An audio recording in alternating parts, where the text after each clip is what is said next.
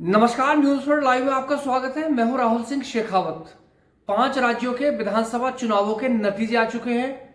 BJP गदगद है, वजह यह कि उसकी 3 राज्यों में सरकारें बनी हैं और गदगद इसलिए भी है क्योंकि 2 राज्यों से कांग्रेस की सरकार चली गई है जिन पर बीजेपी ने कब्जा किया है।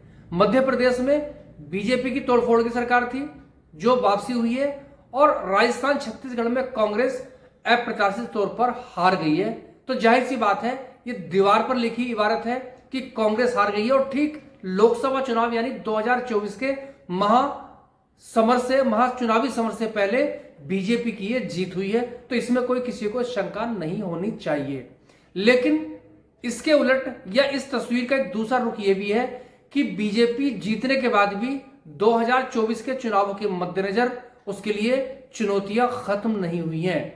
अब आप कहेंगे या आप चौंक जाएंगे कि मैं ऐसा क्यों कह रहा हूं कि सारी जगह हल्ला ये है कि बीजेपी जीत गई है और अब 2024 में बीजेपी का किसी से मुकाबला नहीं है और जो विपक्ष का इंडिया गठबंधन बना है वो हाँफ जाएगा, क्योंकि इस चुनाव में कांग्रेस की हार के बाद उसमें सिर फुटबल शुरू हो जाएगा। तो ये एक परसेप्शन की बात है। लेकिन ये जो मैं कह रहा हूं, ये जो मैं कहने आपसे जा रहा हूं, थोड़ा सा गौर से सुनिएगा। 2024 से पहले जाहिर सी बात है, ये जो चुनावी जीत है बीजेपी की, इससे विपक्ष की जो सबसे बड़ी पार्टी है कांग्रेस, जाहिर सी बात है निराश होगी या उसके लिए बहुत निराशाजनक परिणाम है और बीजेपी के लिए बहुत उत्साहजनक परिणाम है, क्योंकि 3 सरकारें उसकी बन गई हैं जिसमें से एक पुरानी कायम रही है। लेकिन इसका एक दूसरा रुख यह है कि तेलंगाना जो दक्षिण भारतीय राज्य है वहां पर कांग्रेस की सरकार बनी है और तीसरा पक्ष यह है कि पूर्वोत्तर का राज्य मिजोरम, जहां पहले एनडीए की सरकार थी, एनडीए मतलब बीजेपी के नेतृत्व वाला राष्ट्रीय स्तर पर गठबंधन, मिजोरम में बीजेपी जो लोकल एक फ्रंट है उसकी सरकार थी, वो सरकार हार गई है और एक दूसरा फ्रंट, वो भी वही का स्थानीय एक कोalition है, उसकी सरकार बनी है। मतलब यह है कि पूर्वोत्तर में बीजेपी की एक सरकार चली गई है, दक्षिण भारत में कांग्रेस की एक सरकार आ गई है और उत्तर भारत की बात करें या एक सेंट्रल जो इंडिया की बात करें तो हिंदी बेल्ट में बीजेपी की 3 नई सरकारें बन गई हैं। एक पुरानी थी यानी 2 नई सरकारें बन गई हैं। तो ये सीधे तौर पर पिक्चर है। अब आप कहेंगे मैं ऐसा क्यों कह रहा हूं कि बीजेपी की जीतने के बाद भी 2024 के मद्देनजर मुश्किलें खत्म नहीं हुई है। वो मैं इसलिए कह रहा हूं कि बीजेपी ने तकरीबन इन 4 राज्यों में, अगर पूर्वोत्तर छोड़ दे तो तकरीबन 20 से 24, कोई 2 दर्जन के आसपास सांसदों को विधानसभा का टिकट दिया था, जिसमें जीते भी हैं और उसमें कई हारे भी हैं। अब मैं जीतने की बात नहीं करूंगा क्योंकि जीतने का हल्ला आपने काफी सुना होगा, काफी हर रोज तमाम चैनलों पर उसकी बहस चल रही है, अखबारों में उसके तमाम इश्तेहार भी छप रहे हैं, तमाम लोगों की उसमें ओपिनियंस आ रही है। लेकिन इसका मतलब क्या है? जो सांसद विधानसभा चुनावों में भी अगर हार गए हैं तो उसके मायने क्या? मतलब यह है कि अगर ये लोकसभा चुनाव में लड़ते तो उनके जीतने के, उनके हारने के पूरे आसार थे, इसलिए शायद उनको भांपते हुए पहले उतारा गया। उससे 2 फायदे हुए, एक तो वहां और एक यहां पर जो था वो कुछ निकल गए तो कुछ रह गए, तो एक कहीं ना कहीं ये फीडबैक है। लेकिन स्थिति ये भी नहीं है, स्थिति इससे थोड़ा सा आगे चलते हैं। जिन 3 हिंदी भाषी राज्यों में बीजेपी ने जीत हासिल की है, अगर उन्हीं की बात करें तो राजस्थान में 25 सीटें हैं कांग्रेस की, पिछले लगातार 2 चुनावों से एक भी सीट नहीं, यानी डब्बा गोल है, 0 सीटें हैं।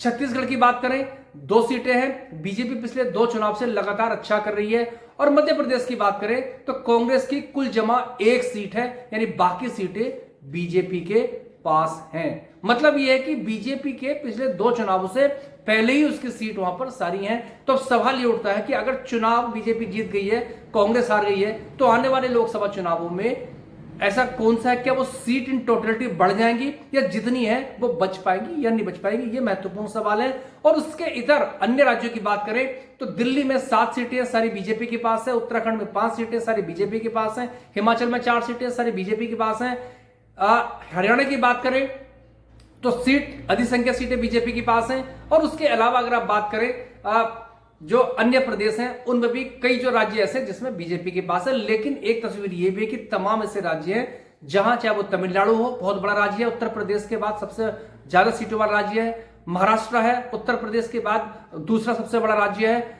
वहां पर बीजेपी की स्थिति क्या होगी, यह सबसे बड़ा सवाल है। और दूसरी बात यह कि अगर विपक्ष का गठबंधन बनता है और वो वास्तव में सीट शेयरिंग पे सहमत हो गए तो बीजेपी के लिए राहें आसान नहीं होंगी।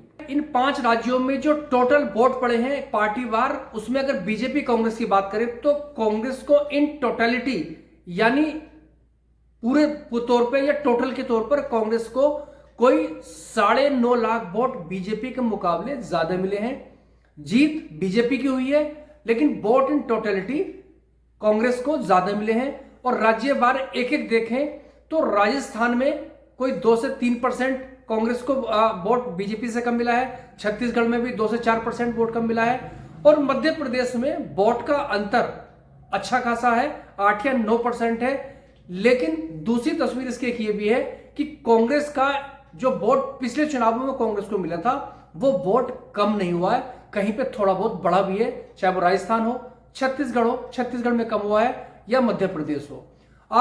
ये जो पुराना वोट था कांग्रेस का वो कम नहीं हुआ है, बीजेपी को ज्यादा वोट मिला है। और ये जो ज्यादा वोट मिला है वो जो सेंध मारी दरअसल जो अन्य है या छोटी या छुटकर फुटकर जो पार्टियां हैं उनका जो वोट है वो दरअसल प्रधानमंत्री नरेंद्र मोदी के करिश्मे के दम पर बीजेपी ने हासिल कर लिया है। वो वोट कांग्रेस भी हासिल कर सकती थी, वो वोट बीजेपी हासिल कर सकती थी, लेकिन संगठित तौर पर या रणनीति के तौर पर बेहतर करके बीजेपी ने उस वोट को अपने खाते में ला दिया है। तो कांग्रेस अपना पुराना वोट बैंक यानी पिछले 2018 के चुनावों का जो वोट लोगों को मिला था, जो लोगों का उसको समर्थन मिला था, वो आज भी उतना बरकरार है।